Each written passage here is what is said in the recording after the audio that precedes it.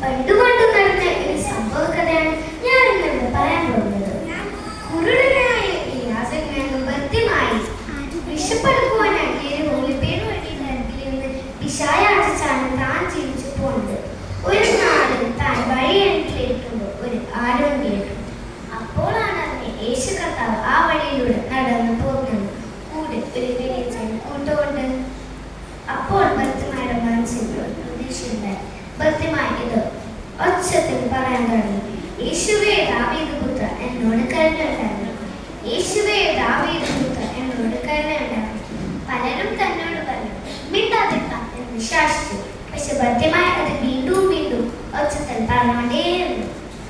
അപ്പോൾ യേശു കർത്താവ് ഭൃത്യമായി കണ്ടപ്പോൾ യേശു കർത്താവ് ഭൃത്യമാരുടെ അടുക്കൽ നിന്നു. ഭൃത്യമായി കണ്ടു. ഭൃത്യമായി വിളിച്ചു. ഭൃത്യമായി ചോദിച്ചു, ഞാൻ നിനക്ക് സഹായിച്ചു തരണേ ഗുരു, എനിക്ക് കാഴ്ച തന്നെ ഒച്ചയിടുന്നു. ഭൃത്യമായി, നിന്റെ വിശ്വാസത്തിൽ നിനക്ക് സൗഖ്യം തന്നിരിക്കുന്നു, നീ പോകോ. പക്ഷെ ഭൃത്യമായി പോയല്ല. ഭൃത്യമായി യേശു കർത്താവിന്റെ കൂടെ നിന്നു. അപ്പോൾ ഭൃത്യമായിക്ക് പെട്ടെന്ന് കാഴ്ച കിട്ടി. ഭൃത്യമായി കണ്ണു തുറന്ന് യേശു കർത്താവിനെ കണ്ടിട്ട് ഭൃത്യമായിക്ക് സന്തോഷമായി. ഭൃത്യമായി യേശു കർത്താവിന്റെ കൂടെ നടന്നു പോയി.